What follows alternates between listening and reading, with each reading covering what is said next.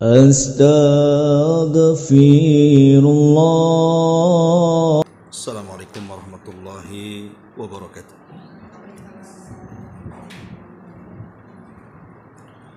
Bihamdillah wassalatu wassalamu ala rasulillah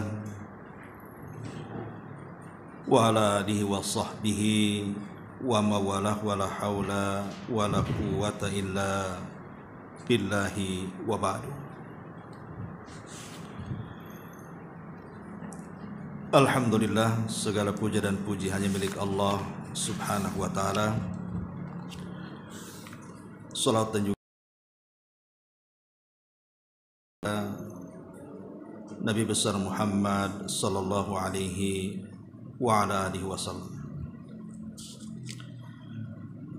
Kita lanjutkan kembali kajian kita, masih membahas Siratul Mustafa alaihi salatu wassalam. Dan pada siang hari ini kita sudah masuki kisah tentang peperangan yang sangat terkenal dalam sejarah. Bahkan banyak faedah yang bisa kita petik dari peperangan ini. Perang ini disebut Badar Kubra atau disebut dengan Perang Badar. Peperangan ini disebutkan di dalam beberapa ayat dalam Al-Quranul Karim. Di antaranya surat yang ma'ruf yang sering kita baca, Idza jaa nasrullahi wal fath. Apabila datang nasrullah, kemenangan Allah, wal fath, dan juga pembebasan kota Mekah. Ulama tafsir mengatakan yang dimaksud nasrullah di sini adalah perang Badar. Kenapa kemudian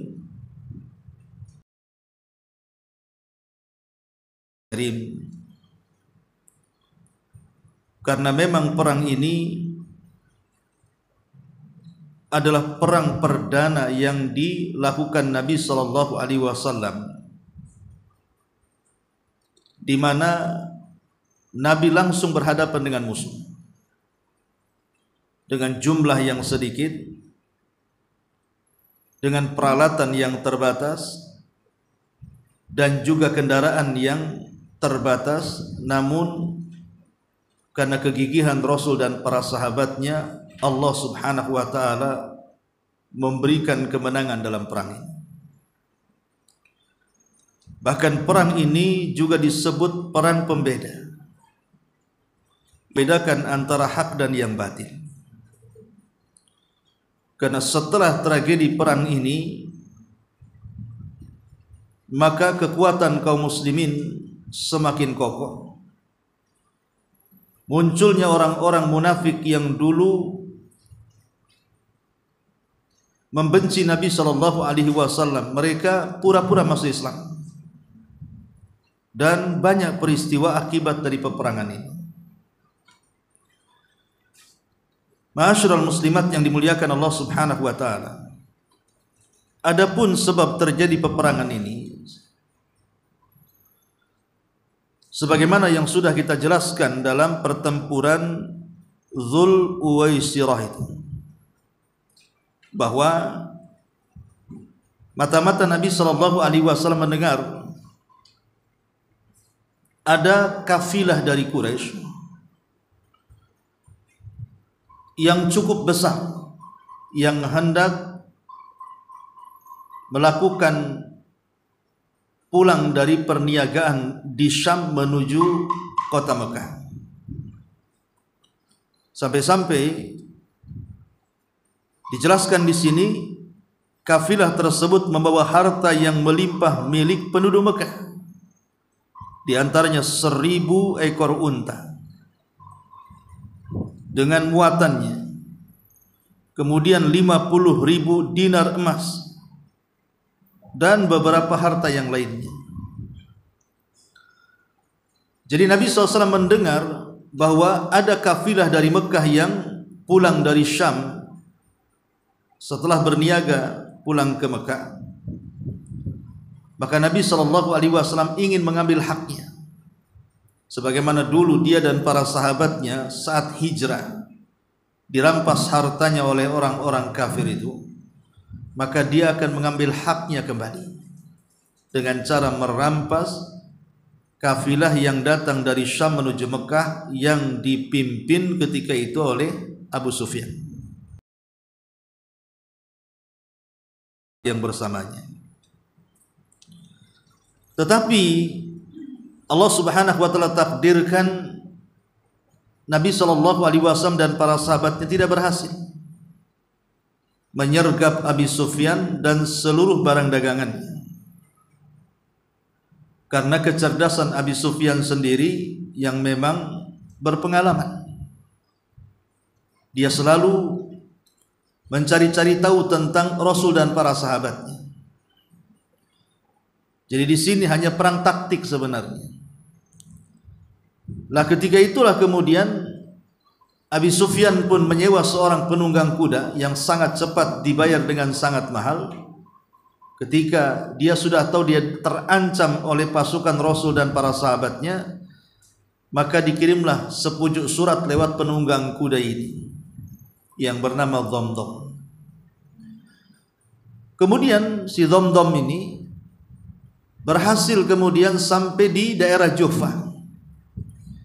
Kemudian berjumpa dengan tokoh-tokoh musyrik Quraisy. Akhirnya sampailah surat itu kepada Abu Jahal. Maka Abu Jahal kemudian marah dan khawatir. Kenapa? Karena kalau seandainya Abi Sufyan tersergap, kemudian hartanya diambil oleh Rasul dan para sahabatnya, akan merugikan penduduk Mekah. Belum lagi permusuhan sebelumnya dengan Nabi saat Rasul berada di kota Mekah.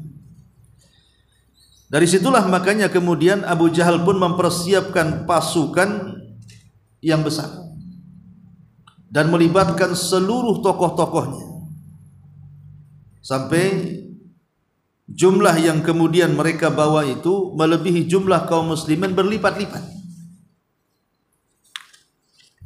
Tetapi kemudian setelah berjumpa dengan Abi Sufyan, Abi Sufyan membujuk Abu Jahal untuk tidak melanjutkan peperangan, disuruh balik ke Mekah saja. Toh juga Muhammad dan pasukannya tidak berhasil mengambil harta dagangan mereka. Tetapi Abu Jahal bersikeras bahwa harus tetap mengadakan peperangan, karena dia merasa sombong dengan jumlah yang banyak dan melihat jumlah sedikitnya kaum muslimin. Dia tidak tahu bahwa belum tentu jumlah sedikit dikalahkan dengan jumlah yang banyak. Karena Allah yang mengatakan kam min fi'atin qalilatin ghalabat fi'atan katsiratan biidznillah. Berapa banyak pasukan yang sedikit mampu mengalahkan pasukan yang banyak, semua tergantung izin Allah. Sehingga tidak bisa kemudian berbangga dengan banyak pasukan atau kuat canggih persenjataan, karena kemenangan itu bukan dari situ. Kemenangan itu datang dari Allah Subhanahu wa taala. Makanya dalam perang Hunain menjadi sebuah cobaan. Ketika pasukan kaum muslimin lebih banyak dibandingkan pasukan musuh, di awal peperangan kalah, walaupun di akhir peperangan menang. Di awal peperangan kalah karena kesombongan kaum muslimin, merasa lebih banyak jumlahnya. Tetapi rupanya mereka baru menyadari bahwa kemenangan bukan banyaknya jumlah atau canggihnya persenjataan, tapi kemenangan itu kembali kepada izin Allah Subhanahu wa taala. Lah dari sinilah makanya kemudian Abu Jahal tetap meringsek kemudian masuk ke areal Badar. Dan Nabi SAW sudah menunggu di Badar. Dan atas kecerdikan beberapa sahabat, Nabi SAW menguasai beberapa sumur di Badar. Dan itu tidak dimiliki oleh pasukan Quraisy, dan ini menguntungkan kaum muslimin. Sebab kalau mereka kehausan, mereka ada air persediaan. Karena di tengah gurun pasir kan sulit mencari air. Dan ini akan merugikan dari pihak musuh ketika tidak ada air di antara mereka. Jadi mereka, Nabi dan para sahabat menguasai beberapa sumur untuk persiapan. Maka setelah kemudian berhadap-hadapan tentara kaum muslimin dan juga tentara kafir, maka terlibatlah sebuah peperangan yang disebut dengan mubarazah. Mubarazah ini artinya, ini kebiasaan di zaman dulu. Sebelum seseorang itu perang besar, maka biasanya ada yang disebut dengan adu tanding. Adu tanding, ini jagoanku. Lah ketika itulah maka Nabi SAW memerintahkan 3 sahabat untuk melawan 3 musuh Allah Subhanahu wa taala. Tapi Allah Subhanahu wa taala takdirkan 2 dimenangkan kaum muslimin dan 1-nya membuat cedera pas 1 sahabat dengan terputus kakinya 5 hari setelahnya meninggal. Lah dalam pertempuran ini Allah Subhanahu wa taala melihat kesungguhan para sahabat. Makanya kemudian Allah Subhanahu wa taala turunkan pertolongan yang banyak kepada Nabi sallallahu alaihi wasallam, 5.000 pasukan para malaikat. 5.000 pasukan para malaikat turun. Dipimpin langsung oleh Jibril. Bayangkan kalau pemimpin malaikat turun tangan, mana ada perang yang tidak bisa dikalahkan. Jibril turun tangan dan menunggang kuda seraya mengatakan kaidum haizum, kaidum haizum.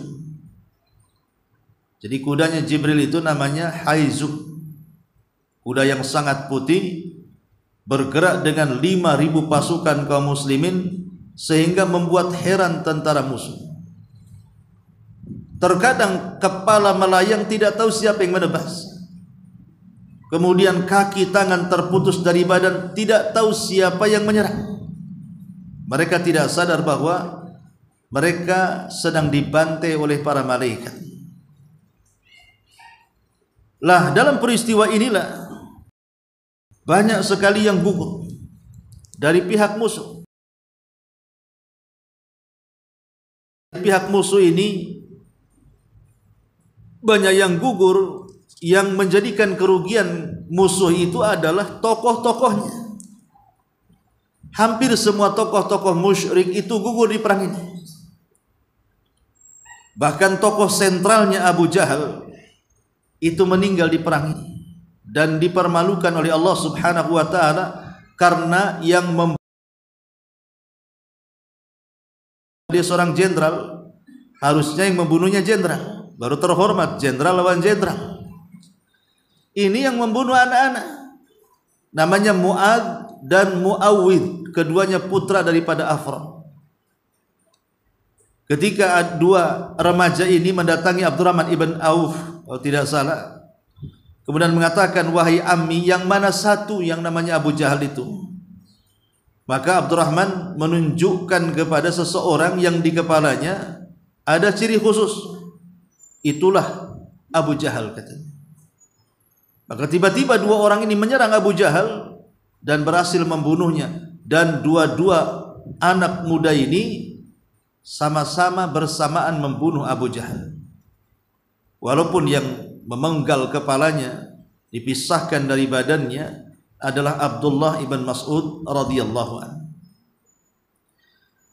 Tapi dari sini bahwa ketika Abu Jahal meninggal dunia dan menjadikan tunggang langgang, banyak dari orang-orang kafir Quraisy itu yang menjadi korban, di antaranya 70 yang meninggal dan 70 menjadi tawanan. Yang lainnya kabur semuanya, balik lagi ke Mekah, termasuk juga Abi Sufyan. Ma'asyiral muslimat yang dimuliakan Allah Subhanahu wa taala, setelah kemudian peperangan dimenangkan, maka Nabi sallallahu alaihi tidak banyak yang korban dari kalangan para sahabat. Dengan gabungan Muhajirin dan Ansar kemudian mendapatkan kemenangan dengan sangat gemilang, mereka pulang ke Madinah dan disambut oleh para sahabat dengan gembira. Dan itu membuat gondok orang-orang Yahudi, kenapa peperangan ini bisa menang. Kemudian mereka sok berani di hadapan kaum muslimin dan mengatakan, iyalah kalian berperang menghadapi orang Quraisy, kalian menang, coba kalian hadapi kami, katanya. Pasti kalian kulumat dan pasti kalian kalah. Lah kabar ini sampai kepada Rasul, sesumbarnya orang-orang Yahudi itu. Dari situlah pemicu kenapa Nabi SAW terus memerangi orang-orang Yahudi, karena orang Yahudi yang memerangi duluan kepada kaum muslimin, yang berakhir dengan pengusiran mereka dari kota Madinah. Intinya ini sekilas secara singkat gitu ya. Nanti kita akan jabarkan dari poin ke poin dalam perang Badar ini. Ma'asyiral muslimin muslimat yang dimuliakan Allah Subhanahu wa taala. Baik, kita akan baca sedikit demi sedikit peperangan ini. Di sini kita akan membahas sebab terjadinya peperangan. Sebagaimana tentang pertempuran Dzul Usyairah, bahwa kafilah Quraisy berhasil lolos dari sergapan Nabi SAW saat kepergian mereka dari Mekah menuju kawasan Syam. Dan tatkala telah dekat waktu kepulangannya dari Syam menuju Mekah, maka Nabi SAW mengutus Talhah ibn Ubaidillah dan juga Sa'ad ibn Zaid. Sa'ad ibn Zaid, dua-duanya satu di antara 10 sahabat yang dijanjikan masuk surga.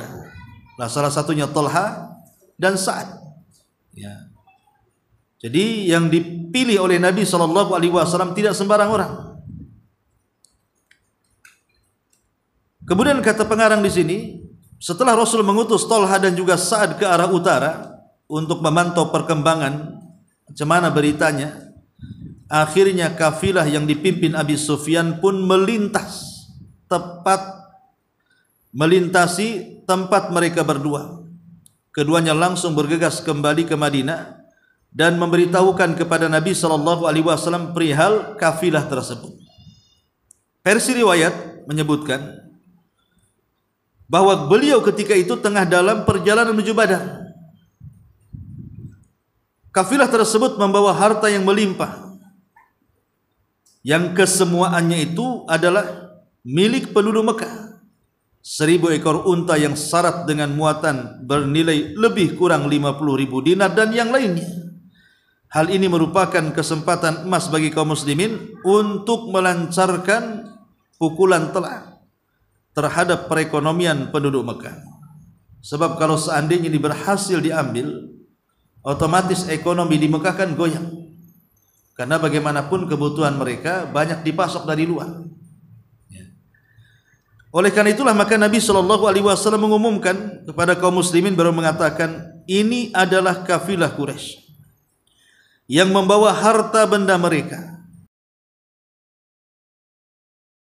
Semoga saja Allah menjadikannya harta rampasan bagi kalian.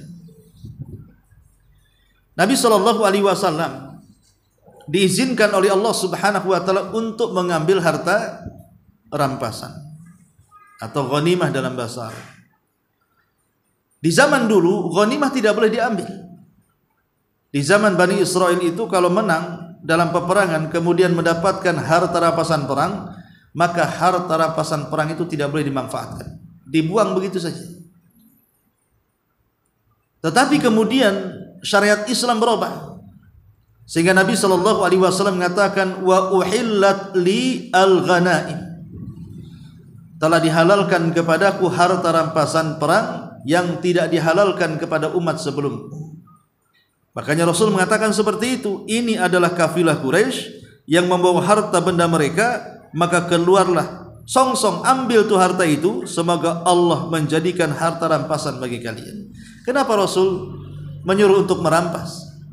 Bukankah syarat Islam tidak boleh melarang merampok, mencuri, mengambil hak orang lain, ghasab dan yang semacamnya? Kenapa Rasul perintahkan untuk mengambil harta orang-orang Mekah? Sudah saya katakan dari awal, Rasul tidak mengambil. Rasul hanya mengambil yang merupakan hak milik dia dan milik para sahabatnya. Karena sewaktu para sahabat hijrah itu, banyak para sahabat yang kemudian dirampas ekonominya, diambil rumahnya, diambil tanahnya, diambil perhiasannya, hartanya, sehingga para sahabat yang hijrah itu hanya membawa pakaian di badan saja dan tidak membawa harta sama sekali. Termasuk kisah yang ma'ruf adalah beberapa para sahabat Nabi SAW yang pulang atau hijrah ke Madinah tanpa harta. Suhaib Ar-Rumi, ma'ruf kisah Suhaib Ar-Rumi. Suhaib Ar-Rumi ini memang bukan orang Arab, dia orang Romawi, tapi kemudian hijrah ke Mekah, meminta suaka di Mekah, kemudian menjadi pembisnis ulung dan kaya raya. Setelah mendengar Nabi SAW muncul, maka dia pun masuk Islam dan baik keislamannya. Sampai pada waktunya kemudian ketika para sahabat sudah sebagian mereka hijrah ke kota Madinah, Suhaib menyusul dengan membawa hartanya, tapi di tengah jalan dihadang oleh para pembesar Quraisy yang berakhir dengan apa? Merebut harta semuanya, dan dia disuruh pergi tanpa ada harta di badan. Tapi saat berjumpa dengan Nabi SAW, Nabi SAW memberikan kabar gembira kepada Suhaib Ar-Rumi dan mengatakan, Rabiha bai'u Abi Yahya, semoga Allah memberikan keberuntungan atas jual beli wahai Abu Yahya, kunyah daripada Suhaib. Engkau sudah berjual beli dengan baik dengan Allah. Biarkan harta itu diambil mereka, nanti Allah akan ganti. Itulah yang disebut dalam kaidah yang sering saya katakan, man taraka syai'an lillahi awwadallahu khairan minhu. Siapa yang meninggalkan sesuatu karena Allah, maka Allah akan ganti sesuatu itu yang lebih baik lagi.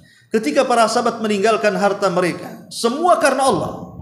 Mereka ingin mempertahankan agamanya, sehingga kemudian mereka pulang ke kota Madinah dalam rangka hijrah mencari kehidupan baru. Allah ganti dengan kehidupan yang layak di Madinah. Allah limpahkan lagi kekayaannya sehingga mereka bisa tenang untuk beribadah kepada Allah Azza wa Jalla. Maka siapapun yang meninggalkan sesuatu,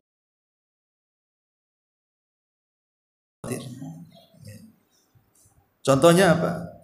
Orang haji. Kita menghabiskan uang hanya untuk jalan-jalan. Ya, memang kita menghabiskan uang begitu saja, tapi kita tinggalkan uang itu karena Allah. Dan Allah pasti akan ganti kalau kita yakin. Makanya Rasul mengatakan, tabi'ul hajjata wal umrah fa innahuma yanfiyanil faqra. Ikutilah haji dan umrah, karena kedua ibadah itu bisa menghilangkan kefakiran. Pasti diganti. Orang yang umrah, orang yang haji, nanti Allah ganti, karena dia sudah meninggalkan sesuatu karena Allah. Allah akan ganti yang jauh lebih baik lagi. Lanjut, kemudian dalam hal ini beliau tidak memberikan perintah tegas kepada siapapun untuk ikut serta, akan tetapi menyerahkan pilihan kepada keinginan mutlak. Padahal kita tahu bahwa kalau Nabi memerintahkan perang, siapapun tidak boleh tidak ikut. Kalau Rasul sudah perintahkan perang, tidak boleh satu pun tidak ikut, kecuali ada uzur. Kecuali di perang Badar, karena ini perang perdana. Dan pemicu perang Badar sendiri adalah kepentingan orang-orang muhajirin, bukan ansar. Kan yang punya kepentingan orang muhajirin, ingin mengambil harta mereka yang ketika mereka hijrah diambil orang Quraisy. Jadi tidak ada kepentingan orang Ansar di sini. Tapi sebagai bentuk jiwa korsa, kalau dalam tentara ini solidaritas gitu ya, sesama saudara seiman, maka mereka pun berusaha untuk menolong dengan jerih payah mereka, membantu orang-orang muhajirin untuk mengambilnya. Sehingga Nabi Shallallahu Alaihi Wasallam karena kepentingannya untuk orang-orang muhajirin, bukan ansor. Sementara perintah perang perang Badar itu hanya untuk penyergapan kepada Abi Sufyan. Makanya Rasulullah SAW tidak menekankan para sahabat semuanya untuk ikut. Jadi yang di ladang ya tetap di ladang, yang di kebun ya tetap di kebun, yang sedang safar ya tetap safar. Tidak ada penekanan di sini. Tapi pun walaupun demikian, siapapun yang sukarela menjadi tentara-tentara Badar, maka kelak mereka akan diberikan keistimewaan yang tidak diberikan kepada orang yang terlibat dalam perang Badar. Kenapa? Karena Allah Subhanahu wa taala mengatakan, "I'malu ma syi'tum faqad ghafarallahu lakum." Siapapun yang terlibat dalam perang Badar, silahkan lakukan sekehendakmu karena Allah sudah mengampuni dosa-dosa kalian. Contoh konkretnya adalah ketika terjadi mata-mata di tengah kaum muslimin, ketika Nabi SAW hendak menyerang Mekah, kan di situ ada mata-mata yang hendak membocorkan penyerangan. Ingat, mata-mata dalam Islam itu dibunuh. Kalau dia membocorkan rahasia negara secara syariat Islam, mata-mata dibunuh. Dalam bahasa Arab disebut jasus.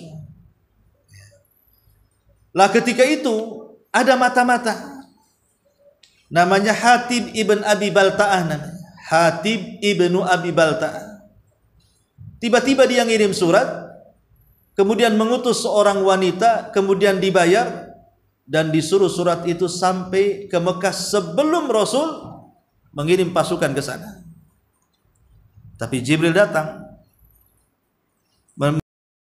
Nabi Shallallahu Alaihi Wasallam bahwa ada surat yang dibawa seorang wanita yang akan membocorkan penyerangan ini. Maka kemudian Rasul memerintahkan Ali dan satu sahabat untuk mengejar wanita itu. Setelah ketangkap, wanita itu tak ngaku. Kata Ali, kalau kau tak mengaku, kami akan telanjangi dan auratmu akan tampak di mana-mana. Akhirnya wanita itu ketakutan, kemudian diserahkan surat itu. Rupanya surat itu dari Hatib ibn Abi Balta'ah menuju keluarganya yang ada di kota Mekah. Maka akhirnya kemudian Hatib pun disidang oleh Nabi Shallallahu Alaihi Wasallam. Kemudian Umar bin Khattab radhiyallahu anhu ketika itu marah dan emosi dan mengatakan, "Ya Rasulullah, si Hatib sudah munafik. Da'li adrib unuqah. Biarkan aku tebas lehernya." Inilah kalimat Umar bin Khattab, biarkan aku tebas lehernya. Artinya biarkan aku membunuhnya, menunjukkan hukuman jasus itu dibunuh. Karena Umar menawarkan untuk membunuhnya. Berarti hukuman mata-mata dibunuh karena dia menyebarkan rahasia negara. Tetapi kemudian Rasul Shallallahu Alaihi Wasallam tidak langsung mengiyakan. Rasul itu Nabi yang bijak, dia akan bertanya alasannya karena Hatib juga seorang sahabat. Makanya Rasul mengatakan, apa yang membuat engkau melakukan itu wahai Hatib? Kenapa kau lakukan seperti itu? Bukankah ini membahayakan kaum muslimin? Maka Hatib mengatakan, ya Rasulullah, sebenarnya aku tidak tega dan tidak mau melakukannya. Tapi keluargaku ada di Mekah. Bisnisku ada di Mekah. Orang-orang yang kucintai ada di Mekah. Saya hanya memikirkan keluargaku di sana. Kalau sampai kau menyerang di sana, apa nasib keluargaku? Bisa saja mereka terbunuh dan begitu seterusnya. Maka kemudian Umar bin Khattab bunuhnya. Tapi Nabi SAW hal kepada Umar, ya Umar, kali ini maafkan Hatib. Jadi ketika Rasul mengatakan, bukankah Hatib dulu terlibat di perang Badar, sementara Allah mengatakan i'malu ma syi'tum faqad ghafarallahu lakum, silahkan lakukan sesukamu, Allah sudah ampuni kalian, karena dia sudah terlibat di perang Badar, maafkan saja. Itulah bagaimana orang-orang yang terlibat dalam perang Badar ini nanti punya keistimewaan tuh. Berbeda dengan sahabat-sahabat yang tidak terlibat. Dia ada keunggulan. Ma'asyiral muslimat yang dimuliakan Allah Subhanahu wa taala. Baik, kita masuk ke bab yang kedua, besarnya kekuatan pasukan Islam dan distribusi komando. Rasulullah SAW bersiap-siap untuk bertolak sementara, ikut serta bersama beliau sebanyak 313. Ada yang mengatakan 314. Ada yang mengatakan 317. Angka-angka ini baik 313, 314 atau 317 ini mirip dengan tentara Talut ketika melawan Jalut. Tentara Talut ketika melawan Jalut, tentara Talut itu banyak sebenarnya, ribuan. Tentaranya ribuan. Tetapi yang ribuan itu tidak bisa memenuhi standar ujian. Jadi ketika kemudian lewat di sebuah sungai, kata Talut, kalian tidak boleh minum kecuali hanya 1 teguk. Lah sementara mereka itu kan sudah jalan entah berapa mil jauh, mereka haus. Ketika melihat air, jangan lagi melihat air, enggak melihat air saja kayak fata morgana orang haus itu. Apalagi betul-betul melihat air kan begitu. Tapi Talut mengatakan, siapa yang minum lebih dari 1 tegukan jangan ikut perang. Dari situlah banyak yang gugur. Sehingga ketika betul-betul berhadapan Talut dengan Jalut, hanya tersisa 313 atau 317, persis seperti perang Badar jumlahnya. Dan kita tahu bahwa Jalut ini postur tubuhnya besar dibandingkan tentara Talut. Tetapi bukan itulah kemenangan. Saya ulangi dari awal, kemenangan itu izin anak muda namanya Daud. Dan Daud ini seorang penggembala kambing. Dia punya ilmu kepiawaian melempar serigala dan sekali lempar tepat.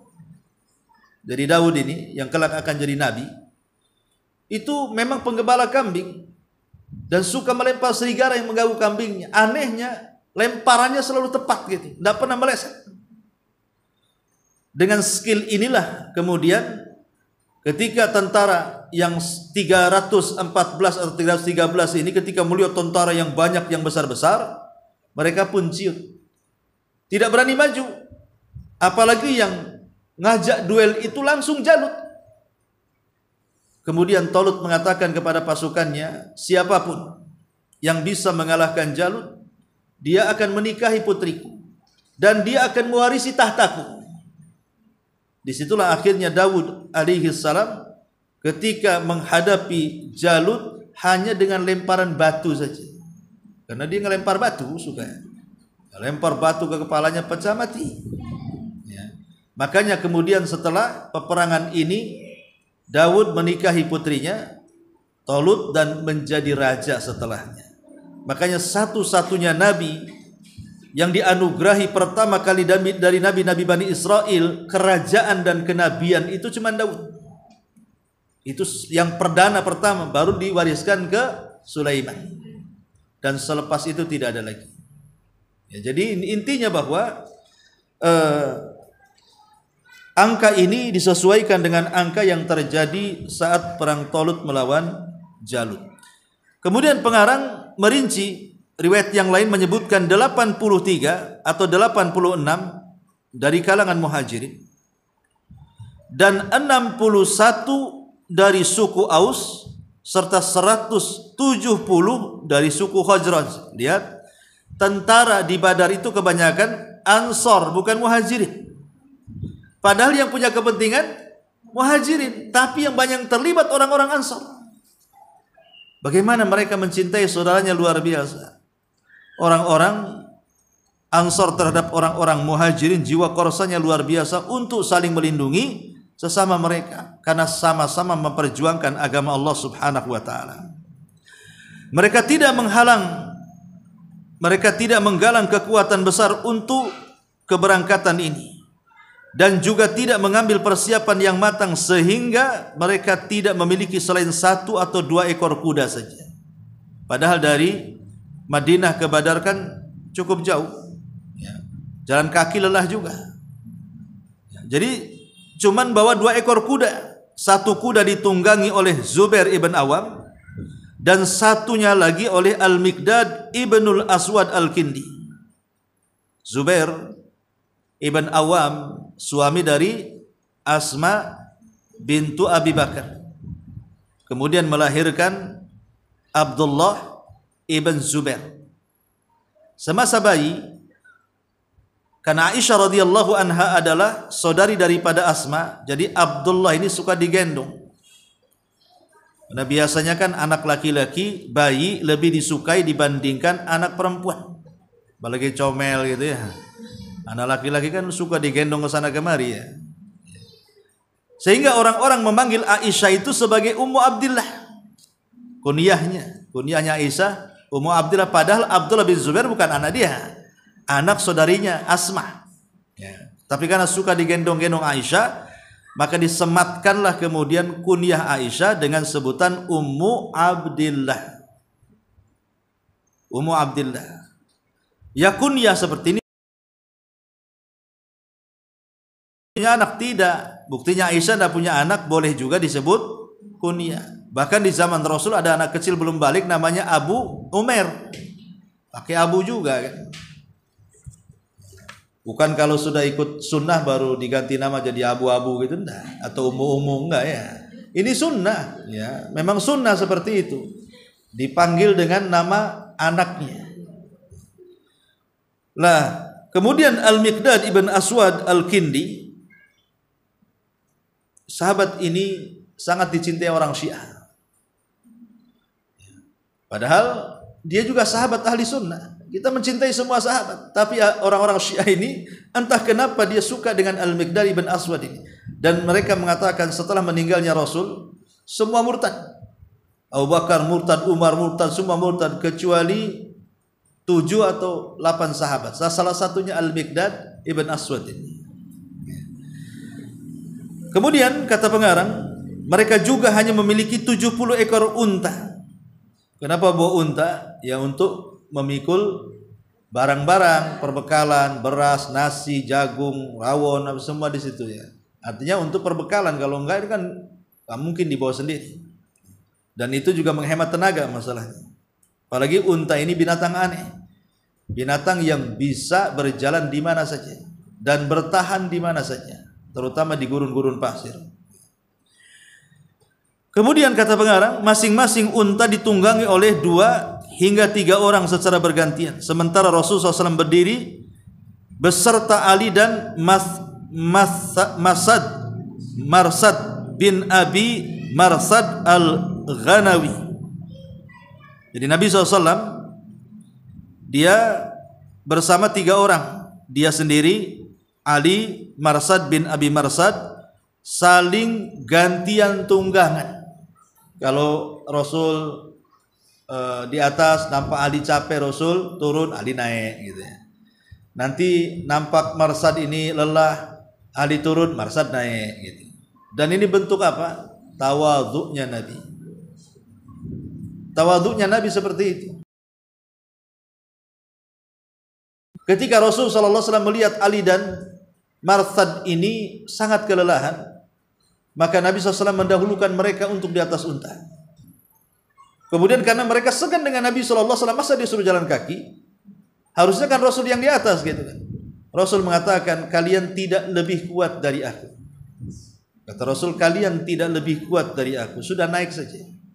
Dan itu salah satu mukjizat Rasul. Bahkan riwayat walaupun dilemahkan, Rasul seorang Nabi itu dilebihkan memiliki 40 kekuatan laki-laki kekar. Jadi satu orang setara dengan 40 laki-laki. Kemudian di sini kali ini Nabi SAW mengangkat Ibnu Ummi Maktum sebagai penguasa sementara di Madinah, sekaligus sebagai imam salat. Namun tatkala sampai di Ar-Rauha, beliau memulangkan Abu Lubabah bin Abdul Mundhir dan mengangkatnya sebagai penguasa sementara Al-Madinah menggantikan Ibnu Ummi Maktum. Ibnu Ummi Maktum adalah orang buta. Dia orang yang punya kebutuhan khusus, orang buta. Tetapi tidak menghalangi mendapatkan kemuliaan dalam Islam. Karena sehat ataupun cacat di mata Islam itu sama. Bukan berarti orang sehat lebih utama, orang cacat tidak utama, terhina, tidak. Islam tidak memandang fisik. Makanya Rasul mengatakan, innallaha la yanzuru ila suwarikum.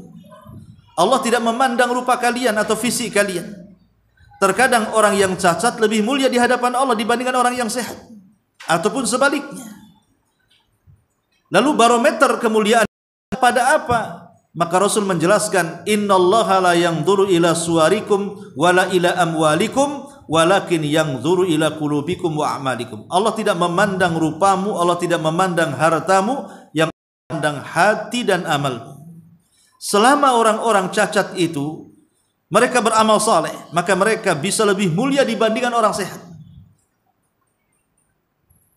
Lah Abdullah ibn Ummi Maktum itu tidak menghalangi kecacatan dia untuk menjadi orang mulia.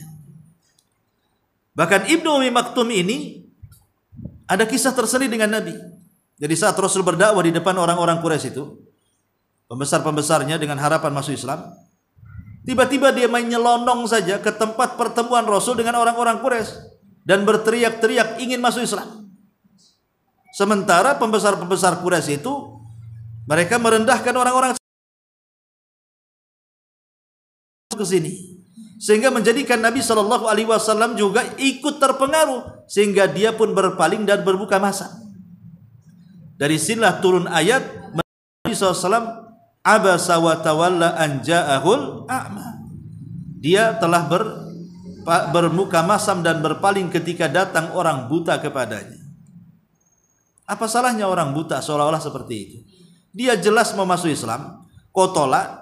Sementara mereka yang tidak jelas masuk Islam, asik kok tongkrongi gitu. Lah dari sini maka Nabi SAW sangat memuliakan Ibnu Ummi Maktum. Apabila dia datang ke rumahnya, maka Rasul berdiri dan menyambutnya dan mengatakan, marhaban billadzi atabani rabbi. Selamat datang wahai orang yang karenamu aku dihukum Allah, katanya. Karena diturunkan abasa. Ini bukan kalimat celah, tidak, ini kalimat pujian. Gara-gara kamu aku ditegur Allah, kan gitu. Pujian, makanya Abdullah bin Maktum sangat dimuliakan di keluarga Nabi. Selalu diberikan madu, diberikan makanan lezat sebagai bentuk kehormatannya. Dan dia pun dipakarkan dengan Quran.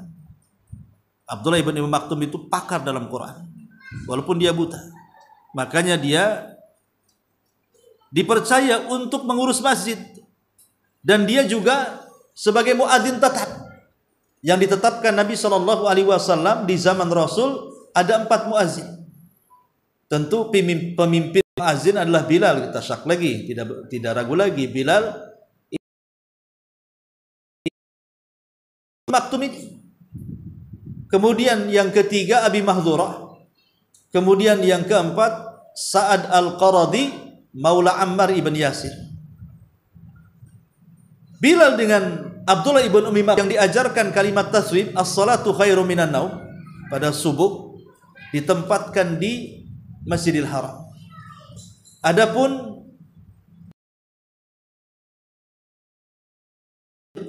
maka dia menjadi muadzin di masjid pertama yang dibangun Rasul, di Masjid Quba. Jadi semua muadzin Rasul itu ada 4. Lah salah satunya Ibnu Ummi Maktum. Dan luar biasanya dia pun dipercaya untuk memimpin Madinah sebagai ganti kepergian Nabi Shallallahu Alaihi Wasallam. Namun setelah itu kemudian Rasul mengirim lagi 1 orang untuk menggantikannya, Abu Lubabah Ibnul Munzir.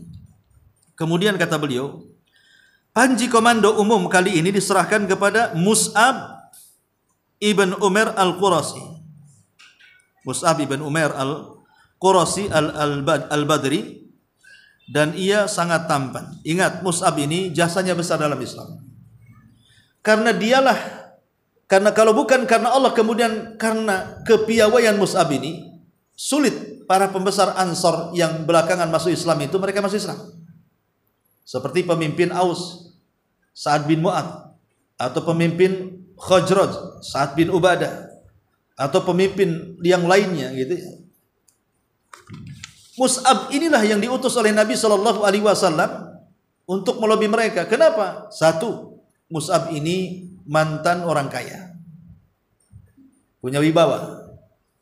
Dia orang kaya tapi diusir dari rumahnya gara-gara masuk Islam. Yang kedua, Mus'ab ini orangnya pandai berdiplomasi. Jadi mengatur kata, diksi yang baik itu pandai dia.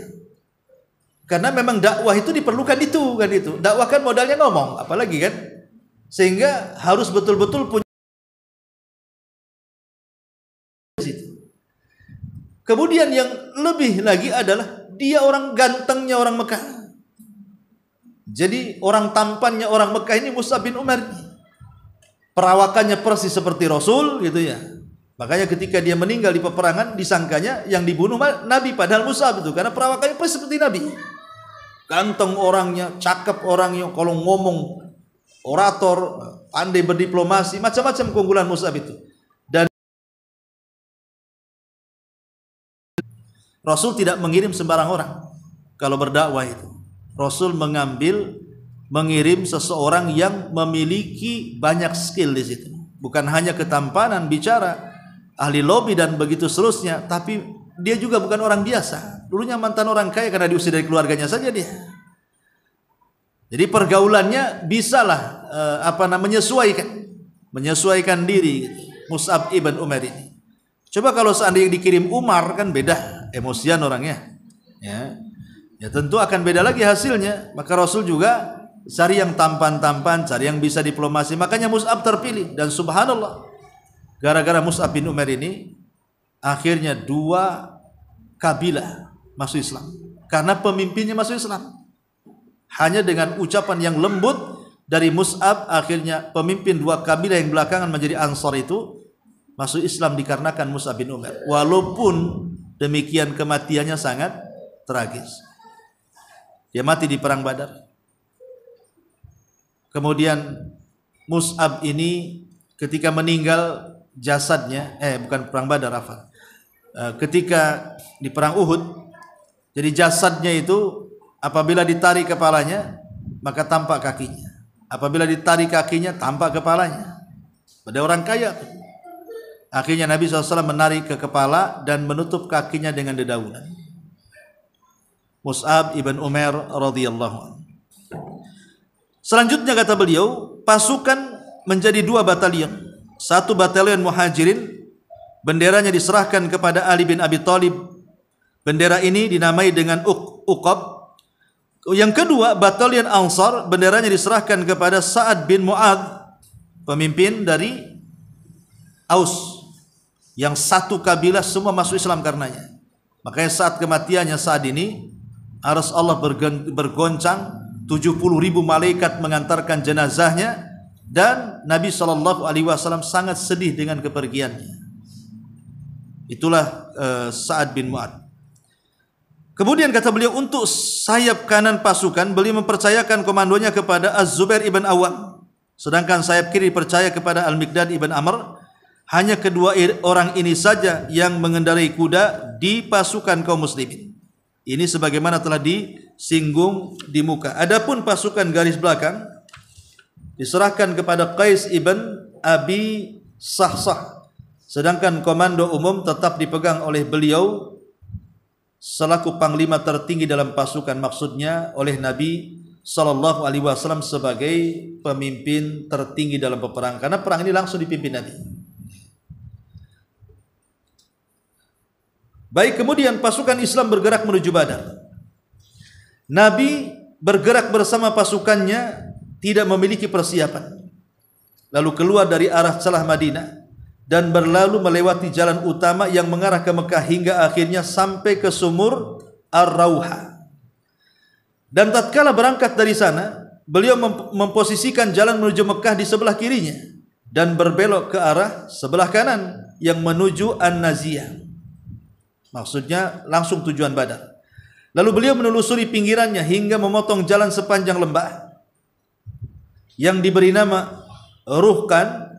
Lembah ini terletak antara An-Naziyah dan jalan sempit dari kawasan Safra. Kemudian melewati jalan sempit tersebut dan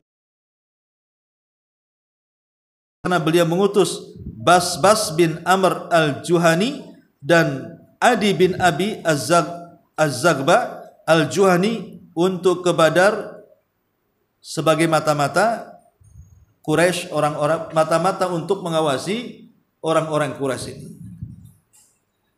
Wallahu alam, saya kira cukup sampai di sini. Ini saya ada panggilan call pula.